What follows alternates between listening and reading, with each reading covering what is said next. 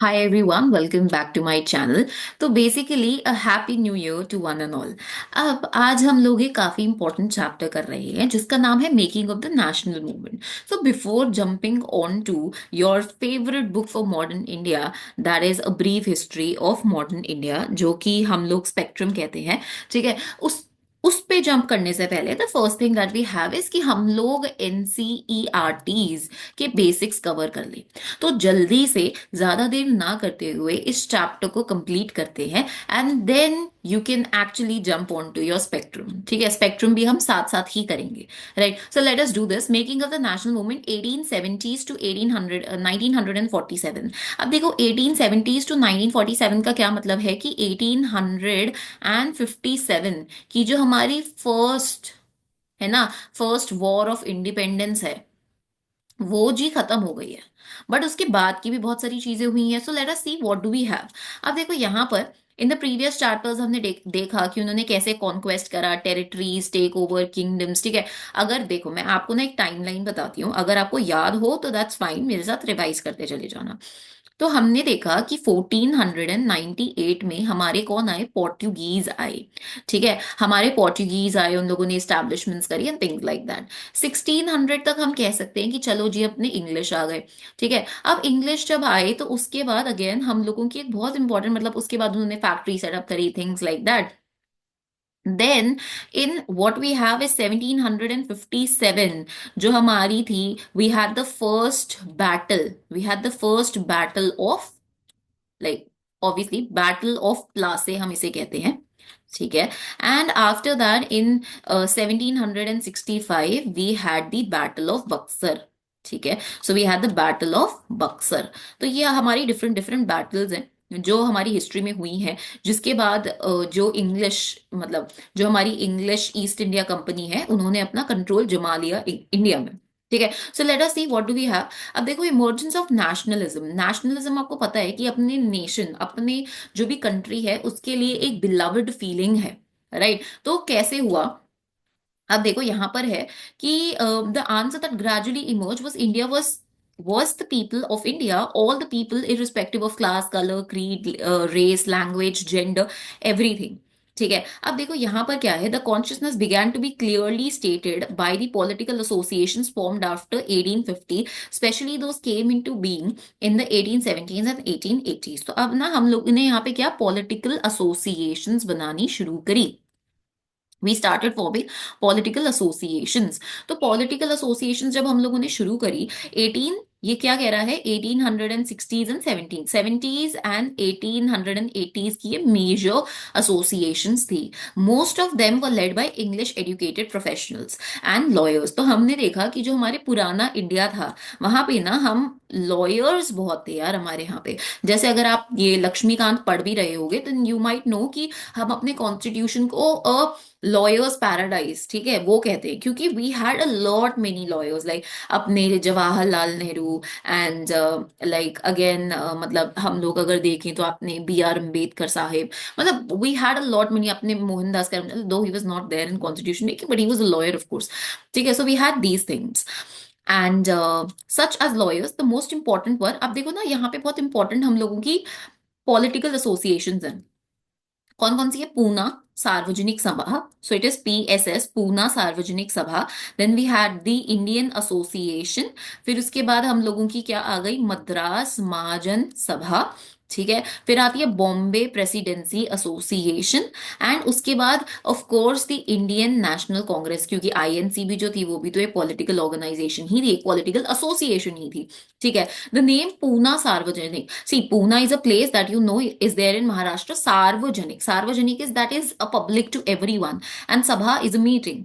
ठीक है, for all the people, janik of the people। Though many of these associations functioned in specific parts of the country, their goal was stated as the goals of the people of India, not those of any region। मतलब जैसे ये पूना सार्वजनिक, ये हमने देखा पूना सार्वजनिक सभा है, the Indian Association, the Madras Mahajan Sabha, you had the Bombay Presidency Association and INC जो है, ये बोला गया कि चलो ठीक है, जैसे ये पूना की हो गई, ये मद्रास की हो गई, ये बॉम्बे की हो गई, ठीक है। तो इन्होंने बोला कि दो इनके रीजन स्पेसिफिक नाम थे, बट ये पूरे कंट्री को सर्व करे, it was not just one part of the country, it जो इनके गोल्स थे वो पूरी कंट्री को सर्व करते। अब है कि they worked with the idea that people should be sovereign, a moderate consciousness and a key feature of nationalism. Sovereign का क्या मतलब है? The capacity to act independently without outside interference. अब लोगों में ना ये कॉन्शियसनेस जागी कि यार हम लोग बाहर के लोगों से क्यों गवर्न हो रहे हैं, ये मुझे बताओ कि वाई आर पीपल, मतलब ये अंग्रेज जो हैं ये बाहर से आए हैं, एंड ये लोग हमें बता रहे हैं कि what we need to do, हम क्यों इन्हें टैक्सेस पे कर रहे हैं, who are these people. So हम लोगों को सॉवरेन होना है। सॉवरेन का मतलब है कि हम इंडिपेंडेंट है आउटसाइड रूल से, हम अपनी मर्जी चला रहे हैं, ठीक है। सो ये इनमें कॉन्शियसनेस आई। अब देखो यहाँ पे ना कुछ इंपॉर्टेंट आर्म्स हैं, जो मतलब एक्ट्स हैं, सो सॉरी, एक है हम लोगों का आर्म्स एक्ट, ठीक है। The dissatisfaction with British rule intensified in 1870s and 1880s, the Arms Act was passed in 1878, disallowing Indians from possessing arms. क्योंकि अगेन 1857 का कांड तो हो ही चुका था, तो अब आर्म्स एक्ट पास करा 1878 में, क्योंकि इन्होंने देखा कि 1870s और 80s में बहुत ज्यादा लोगों की जो है डिससैटिस्फैक्शन बढ़ रही है towards British rule. That is why लोगों को डिसअलाउ कर दिया कि आप लोग आर्म्स पोजेस नहीं कर सकते हो, ठीक है। इन द सेम ईयर हम लोगों का एक वर्नाक्युलर प्रेस एक्ट था, was also enacted in an effort to silence those who were critical of the government. कि हम लोगों ने एक प्रेस पे तो बहुत ज्यादा इन लोगों ने रोक टोक लगाई हुई थी, सेम ईयर ये कह रहे हैं। दैट मीन्स 1878 में ये दो एक्ट्स पास हुए हैं। एक प्रेस का एक्ट हुआ है, वर्नाक्युलर प्रेस एक्ट, और एक आर्म्स एक्ट पास हुआ है। इन्होंने बोला है कि यही दो एक्ट से हम लोग ट्राई करें लोगों को रोक सके, ठीक है। Are the acts allow the government to confiscate the assets of newspaper, including their printing presses, or if the newspaper published anything was found objectionable? कि अगर न्यूज़पेपर ने कुछ पब्लिश करा है और दैट वाज ऑब्जेक्शनेबल, तो क्या होगा, तो हम लोग उनके जो भी प्रिंटिंग प्रेस है उसे जब्त कर लेंगे। अब 1883 पे आते, तो ये कब का है? 1878 का, ठीक है। मतलब 1857 में वॉर हुई, तो 57, 67, 77, तो मतलब अप्रोक्सीमेटली 21 ईयर्स के बाद इन्होंने वर्नाकुलर प्रेस एक्ट और इन लोगों ने आर्म्स एक्ट पास करा। अब आते हैं 1883 पे। There was this furore over the attempt by the government to introduce the Ilbert Bill. Ilbert Bill ना बहुत ज्यादा फेमस है, ILBERT। Ilbert Bill, Ilbert Bill अगर कभी भी पेपर में आता है, तो इल्बर्ट बिल किस लिए है, यहाँ पर बोला गया। The bill provided for the trial of British or European persons by Indian and sought equality between British and Indian judges in the country. अब इन्होंने बोला कि इल्बर्ट बिल में जो भी यूरोपियंस हैं या जो भी आपके ब्रिटिश लोग हैं, इन लोगों को आप जो है ये ट्रायल जो है इंडियन जजेस कर सकते हैं, ठीक है, इंडियंस कर सकते हैं। बट ऑफ कोर्स हम लोगों को कौन गवर्न कर रहे थे? Who were ruling us were the English और the European people. So obviously वो अलाउ नहीं करते इसको पास होने के लिए। White opposition forced the government to withdraw the bill, मतलब this was a very good bill कि इंडियंस जो है वो भी यूरोपियंस को कर सकते हैं try, but it was not passed, ठीक है। उसके बाद आता है the need for an all India organisation of educated Indians had been felt since 1880s, but the Ilbert bill controversy deepened the desire. क्योंकि अब ना लोगों को लगने लगा कि यार देखो कि अब हमें यूरोपियन और ब्रिटिश जजेस जो हैं वो इंडियंस को तो ट्राई कर सकते हैं, ट्राई मतलब एज इन कि उनको कोर्ट में सजा दे सकते हैं, सुन सकते हैं, उनकी सुनवाई हो सकती है। बट हम इंडियंस को इतना भी हक नहीं है, या हम इंडियंस को इतना भी रिस्पॉन्सिबल नहीं समझा जा रहा है कि हम यूरोपियंस को ट्राई कर पाए, ठीक है। So this was one thing that depend this thing. तो बहुत डिफरेंट डिफरेंट लोग आते हैं। The Indian national Congress was established when 72 delegates from all over the country met at Bombay in December 1885. The leadership, दादा भाई, तो कौन कौन थे? दादा भाई नरोजी थे, फिरोज शाह मेहता थे, Badruddin Tyabji, WC Banerjee, Surendranath Banerjee, Romesh Chandra Dutt and S Subramaniam Iyer were largely from Bombay and Calcutta. Naroji, a business and a publicist, settled in London, and for a time member of the British Parliament, guided the young nationalist. Okay, तो इसमें इतना कुछ है नहीं। आगे चलते हैं। The next thing is nation in making the first 20 years was moderate in objectives. अब देखो जब हम देख रहे हैं ये सारी चीजें नेशन इन मेकिंग में, सो द फर्स्ट 20 ईयर्स जो भी थे वो मॉडरेट थे। अब आपने सुना होगा कि we have a term moderates and we have a term called extremist. ठीक है, मॉडरेट्स कौन से लोग हैं? मॉडरेट्स वो लोग हैं जो कहते हैं कि हम लोग बिलीव करते हैं इन कॉन्स्टिट्यूशनल रिफॉर्म्स, कि हम लोग ट्राई करते हैं कि हम लोग कोई बिल पास करेंगे, ठीक है, या हम लोग पेटिशंस लिखेंगे, तो हम उस चीज से ब्रिटिशर्स को अपने कंट्रोल में ला सकते हैं, उनको बोलेंगे ये चीज करो और वो कर देंगे। These were the moderates. ये दे वर वेरी लाइक इतने ज्यादा एक्टिव लोग नहीं थे, मतलब ठीक है इनको लगता था कि कॉन्स्टिट्यूशन से रिफॉर्म आ सकता है। Whereas extremist on the other hand, नाम ही सजेस्ट करे एक्सट्रीम थे। इनको तो लगता ही नहीं था कि भाई पेपर और पेन से कुछ हो सकता है। इन्होंने लिए डंडे, इन्होंने लिए गन्स और लोगों को मारना शुरू, मार धाड़। So this these were the extremist. ठीक है, so during this period demanded a greater voice for Indians in the government, in the administration, it wanted legislative councils to be made more representative. तो ये जो moderates थे ना, इन लोगों का interest किस चीज में था जी?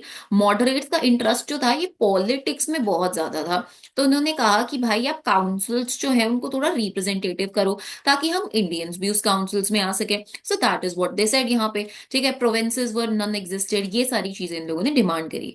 The demand for indigenisation of the administration was a part of the movement against racism, since most important jobs at the time were monopolised. तो उन्होंने कहा कि हम लोग चाहते हैं कि एडमिनिस्ट्रेशन को आप थोड़ा इंडिजिनाइज करो, क्योंकि जो इंपॉर्टेंट जॉब्स थी वो सारी वाइट लोगों के पास थी। ठीक है, अब देखो यहाँ पे एक बहुत इंपॉर्टेंट चीज है, दादा भाई नरोजी है, शक्ल देख लो उनकी, ऐसे दिखते हैं। अब इनकी एक बुक है, उस बुक का नाम है poverty and un British rule in India. ये मैंने क्यों कहा है कि इस बारी एक हम लोगों की बुक आई है जो हमारे जयशंकर सर ने लिखी है। सो अगेन हो सकता है कि ये आ जाए। ठीक है, poverty and un British rule in India. ठीक है, so this is one thing that we have, right. And आगे तो और किसी उसमें कुछ था नहीं है, यस यस। सो ये तो 2 पेज, ये हो गए हमारे 4 पेजेस। अभी चलते हैं आगे। ठीक है, अब यहाँ पर I think I will not mark them, है ना, so we have to read like line by line. By white officials and the British generally assumed that Indians could not be given positions of responsibility। तो हमारे जो Britishers हैं, sir madam, उनको लगता था कि भाई हम इंडियंस को तो नहीं दे सकते हैं रिस्पॉन्सिबिलिटी।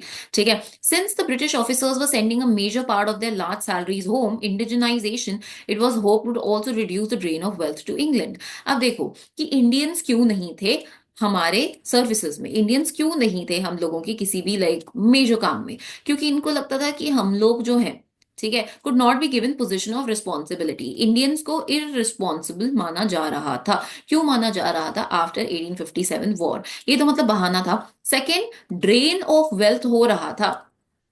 ड्रेन ऑफ वेल्थ मतलब क्या था? देखो कितने चालाक थे ये लोग, कि हमारे कंट्री से इन लोगों ने रेवेन्यू जनरेट किया, उसी रेवेन्यू से इन लोगों ने कॉटन खरीदा और वही कॉटन अपनी कंट्री में इन लोगों ने एक्सपोर्ट कर दिया, ठीक है, हमारे ही पैसों से। और इन्होंने अपनी जो सैलरी देनी थी वो भी ये लोग दे रहे थे हमारे पैसों से, हमारे रेवेन्यू से, हमारे पैसों से। सो अब वही अगेन, अब जो सैलरी जा रही है ब्रिटेन, ठीक है, ब्रिटेन या यूरोप में कहीं पे भी जा रही है, अगर हम लोगों ने इंडियंस को एम्प्लॉय कर लिया तो अगेन वो तो इंडिया में ही रह जाएगी, तो हमारी कंट्री कैसे रिच बनेगी? तो एक मेजर चीज थी कि drain of wealth would be stopped अगर हमने इंडियंस को एम्प्लॉय कर दिया। Other demands included the separation of judiciary from the executive, the repeal of the Arms Act, and the freedom of speech and expression. अब देखो, आपको याद होगा, I am just rubbing this of, ठीक है, ये मैं थोड़ा रब कर रही हूँ ताकि मैं ऊपर लिख पाऊं। अब देखो, मुझे याद करवाओ जरा, कि अगर तुम्हें याद हो तो मुझे भी याद करवाओ कि ये जो इन्होंने बोला है जी आर्म्स एक्ट, ये कब पास हुआ? और ये जो freedom of speech and expression इन्होंने बोला है, ये, ठीक है, ये हम लोगों का स्पीच एंड एक्सप्रेशन, ये हमारा वर्नाक्यूलर प्रेस एक्ट में आ जाता है। तो ये दोनों एक्ट कौन से ईयर में पास हुए हैं अगर आपको याद हो? अभी मैंने याद करा है, आर्म्स एक्ट और वर्नाक्यूलर प्रेस एक्ट हुए हैं हम लोगों के पास कब? 1878 में। I said after 21 years.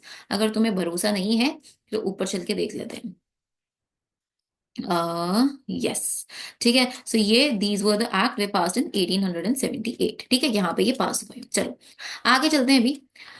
तो ये कह रहे हैं कि एक तीसरी चीज उन्होंने डिमांड करी इंडियंस ने, उन्होंने कहा कि चलो भाई हमें तुम उसमें तो डालो ही डालो, कहाँ पे? लेजिस्लेटिव काउंसिल्स में, ठीक है, थोड़ा ब्रॉडन करो, इंडियंस को लाओ। और इन्होंने इसके अलावा एक और चीज कही, इन्होंने क्या बोला? इन्होंने बोला जी सर सुनो मेरी बात एक, क्या बात सुनो जी आप मेरी, कि आप थोड़ा जुडिशरी और जो एग्जीक्यूटिव है इन लोगों को थोड़ा अलग कर दीजिए यार। मतलब हमारा जो इंडियन कॉन्स्टिट्यूशन उसमें तो है कि हमारा जुडिशरी, एग्जीक्यूटिव और लेजिस्लेचर अलग है। बट आपका तो जुडिशरी और एग्जीक्यूटिव भी एक ही है, तो अगर एग्जीक्यूटिव मुझे सजा दे रहा है तो जुडिशरी भी तो वही मानेगा। तो इसलिए आप थोड़ा इनको अलग कर दीजिए, मैं चाहता हूँ आप ये करें। ठीक है, मैं ये भी चाहता हूँ कि आप आर्म्स एक्ट हटा दो और आप स्पीच और एक्सप्रेशन की थोड़ी फ्रीडम दे दो।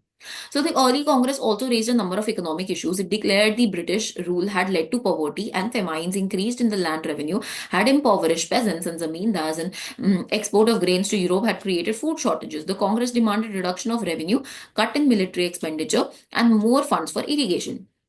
अब कांग्रेस क्या क्या डिमांड रखती है, चलो थोड़ा काउंट करते हैं इसकी कांग्रेस की डिमांड्स। तो कांग्रेस ने पहले कहा कि लेजिस्लेटिव काउंसिल्स जो हैं, ठीक है, उसमें आप थोड़ा इंडिजिनाइजेशन करें। ठीक है। सेकंड कहा कि जी आप जुडिशरी एंड एग्जीक्यूटिव को सेपरेट कर दे। ठीक है। उसके बाद इन्होंने क्या कहा कि जो मिलिट्री एक्सपेंडिचर्स हैं तुम लोगों के, उसको थोड़ा कम कर दो भाई, हमारे किसी काम के नहीं है तुम्हारी मिलिट्री एक्सपेंडिचर। चौथी चीज इन लोगों ने क्या कही, चौथी चीज इन लोगों ने कही कि जो हमारे आर्म्स एक्ट है और जो हमें freedom of speech and expression है वो थोड़ा दे दो हमें। ठीक है, आर्म्स एक्ट को हटा दो, freedom of speech and expression दे दो हम लोगों को। ठीक है। और भी ये लोग बहुत सारी चीजें कह रहे हैं, लेट्स सी। और क्या कहा इन लोगों ने, इन्होंने ये मिलिट्री एक्सपेंडिचर तो कहा, इन्होंने कहा जो तुम रेवेन्यू डिमांड कर रहे हो ना हमारे फार्मर से या जिससे भी तुम डिमांड कर रहे हो उसको थोड़ा कम करो यार, this is not fair, right.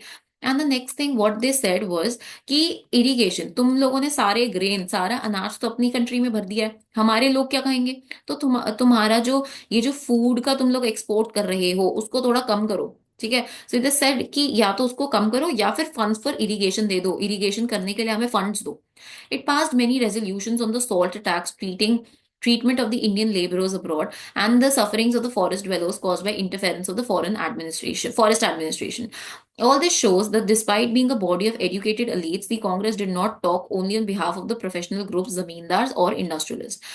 Now, this is a very important point कि हमें कैसे पता है कि कांग्रेस का जो नेचर था वो ऑल इंडिया था। वो ऑल इंडिया इसलिए था क्योंकि वो सिर्फ जमींदार्स या प्रोफेशनल ग्रुप्स या इंडस्ट्रियलिस्ट की बात नहीं कर रहा था कि इंडस्ट्री बंद हो गई है ये है वो है। वो ये भी बात कर रहा था कि भाई फॉरेस्ट एडमिनिस्ट्रेशन की वजह से जो हम लोगों का संथल्स है, जो हम लोगों के डिफरेंट डिफरेंट ग्रुप्स हैं, ठीक है, वो जैसे बिरसा मुंडा का कौन सा मुंडाज हो गए, ठीक है, ये डिफरेंट गॉन्ड्स हो गए, ये डिफरेंट डिफरेंट जो ग्रुप्स हैं इनको तुम्हारी वजह से प्रॉब्लम हो रही है, तुमने फॉरेस्ट लॉज लगा दिए हैं, वो लोग कुछ नहीं कर पा रहे हैं, उन लोगों को जाना पड़ रहा है कहीं, भील्स वगैरह ये सारी चीजें हैं। इरिगेशन दो, फार्मर्स की बातें, हर किसी की बातें वो कर रहे थे। So this was an important aspect of this thing. The moderate leaders wanted to develop the public awareness about the unjust nature of the British rule. They published newspapers, wrote articles and showed how British rule was leading to the economic ruin of the country. अब जो moderate leaders थे, मैंने अभी भी बताया कि ये लोग बहुत बिलीव करते थे कॉन्स्टिट्यूशनल रिफॉर्म में। मतलब कि तुम यार कुछ ना कुछ लिखो और उसी से मतलब पेटिशंस लिखो, कुछ ना कुछ लिखो और उससे कुछ बदलाव लेके आओ कंट्री के अंदर। तो इन लोगों ने क्या किया, इन लोगों ने न्यूज़पेपर में आर्टिकल लिखे, ये चाहते थे कि यार जो हमारे लोग हैं ना उनको पता चले कि ब्रिटिश रूल कैसे हमारी कंट्री में गरीबी लेके आ रहा है। एक टाइम जिस कंट्री को हम कहते थे सोने की चिड़िया, आज वो इतनी ज्यादा गरीबी में है कि लोगों के पास अन्न नहीं है खाने के लिए। ठीक है। So they wanted people to know this thing. But one thing that I have here कि अगर उन्होंने किसी भी लैंग्वेज में लिखा होता, लाइक से फॉर एग्जाम्पल इंग्लिश, ठीक है, तो हो सकता है कि may be people were not aware of this thing. They criticized the British rule in their speeches and sent representatives to different parts of the country to mobilize public opinion.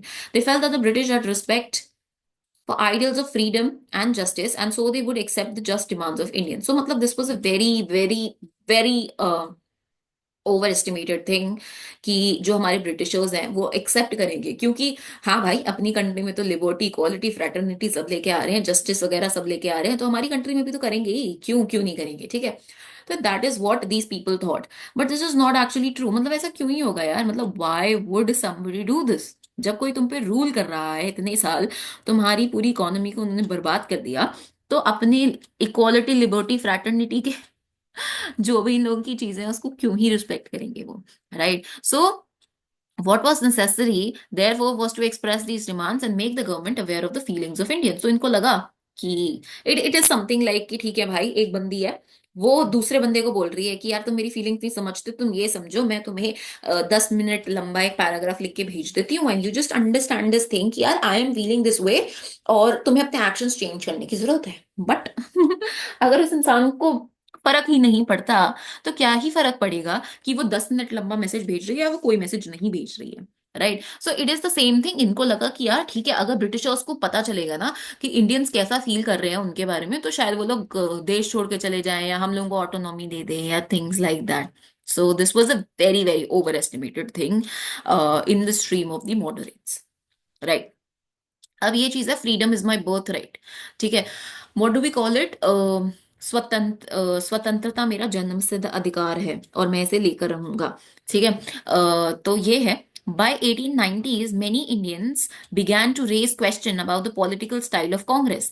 In Bengal, Maharashtra, and Punjab, leaders such as Bipin Chandra Pal, Bal Gangadhar Tilak, and the Lala Rajpat Rai were beginning to explore more radical objectives. अब देखो कांग्रेस में ना, अभी हम लोगों ने बात करा है कि कांग्रेस में अभी मॉडरेट्स ही थे। जो हम लोगों के ऑब्जेक्टिव थे ना, जब हमने देखा कि 1870s एंड 1880s, जो हमने बोला कि जो स्टार्टिंग के 20 साल थे, 2 डिकेड्स जो थे, वो ये मॉडरेट से डोमिनेटेड थे। तो तीसरे डिकेड में जब 1890 स्टार्ट हुआ, तो लोग क्वेश्चन करने लगे कि तुम कर क्या रहे हो भाई। तो यहाँ पर ना हम लोगों की एक बहुत फेमस ग्रुपिंग है, जिसका नाम हम कहते हैं, तुमने सुना ही होगा, जिसको हम कहते हैं लाल, बाल एंड पाल। ठीक है, so this is this guy बाल गंगाधर तिलक, बिपिन चंद्र पाल। ठीक है, एंड यू हैव दिस लाला राजपत राय। ठीक है, लाला राजपत राय, बाल गंगाधर तिलक एंड बिपिन चंद्र पाल। तो ये तीन लोग जो हैं कि रैडिकल ऑब्जेक्टिव्स देखने लगे and methods. They criticise the moderates for their politics of prayers. उन्होंने कहा कि भाई ये जो तुम अपनी पॉलिटिक्स चला रहे हो, मिन्नतों करने वाली, मिन्नत करने वाली, लाइक जो प्लीजिंग पीपल, तुम उनके सामने गिड़गिड़ा रहे हो। ठीक है, छोड़ दो इस चीज को। And emphasise the importance of self reliance and constructive work. उन्होंने कहा थोड़ा कंस्ट्रक्टिव वर्क करो यार, ये क्या लोगों से भीख मांगते रहोगे बार बारी। So that is what they said. And थोड़ा अपने ऊपर भरोसा रखो, ये चीज। दे argue that people must rely on their own strength and not on the good intentions of the government. Exactly, मतलब ये जो गुड इंटेंशंस यहाँ पे इसकी बात करी थी अभी मैंने, ये कह रहे हैं कि उनकी गुड इंटेंशंस पे मत देखो तुम ये सोचो कि तुम अपने आप क्या कर सकते हो। People must fight for Swaraj.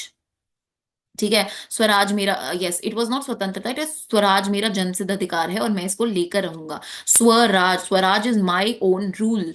Tilak raise the slogan freedom is my birthright and I shall have it. की फ्रीडम की स्वराज मेरा जन्मसिद्ध अधिकार है और मैं इसको लेकर रहूंगा। So this was raised by Tilak, Bal Gangadhar तिलक। ठीक है, तो एक बहुत इंपॉर्टेंट एस्पेक्ट रहा है। Right, so this is one thing that we have. And Bal Gangadhar Tilak, notice the name of the newspaper that lies on the table, Kesari. He has written like, ये जो थे केसरी के editor थे, a Marathi newspaper edited by Tilak, became one of the strongest critics of British rule. तो British rule का ये एक बहुत बहुत इंपॉर्टेंट क्या था, क्रिटिक्स था। ठीक है, and thousands join demonstration. Okay, swadeshi movement पे तो we will be there. Right, so let us just see कि व्हाट डू वी हैव। अब यहां से ना, ये जो हमारा पैराग्राफ है, यहां से स्टार्ट होगी हमारी स्वदेशी मूवमेंट। ठीक है, स्वदेशी मूवमेंट। तो अभी तक मैंने आपको एक बैकग्राउंड दिया है। I have utterly given you a background, background of the thing कि क्या चीजें चल रही थी। ठीक है, इन हमारे 1870s टू 1947, जब तक इंडिपेंडेंस नहीं मिलती है। So this is what we have done these pages. I need you to just revise that, और अगर किसी को कोई भी डाउट हो इन 4 पेजेस में, तो free feel to just comment below the video and ask me those questions. अभी अगले दिन ही मैं इसका नेक्स्ट पार्ट अपलोड कर दूंगी, जिसमें I will be teaching you about all this स्वदेशी मूवमेंट, उसके बाद नॉन कॉपरेशन मूवमेंट, उसके बाद सिविल डिसोबीडियंस मूवमेंट, हमारी जो हम लोगों की दांडी मार्च थी, about that, quit India movement. ठीक है, ये डिफरेंट डिफरेंट जो भी मूवमेंट्स हैं, will be doing that. Right, so do not worry, will be doing history side by side, एक साथ करेंगे and will do that. Right, so I hope you enjoyed the lecture. ठीक है, मैंने हर एक पोर्शन, हर एक पार्ट कवर करा है in all these 4 pages. This was important. ठीक है, so I am keeping this video crisp, ताकि तुम लोगों का थोड़ा इंटरेस्ट भी बन पाए इसी चीज में। And will be continuing the next lecture in the next video. So that was up from my side. Thank you so much. That's bye bye.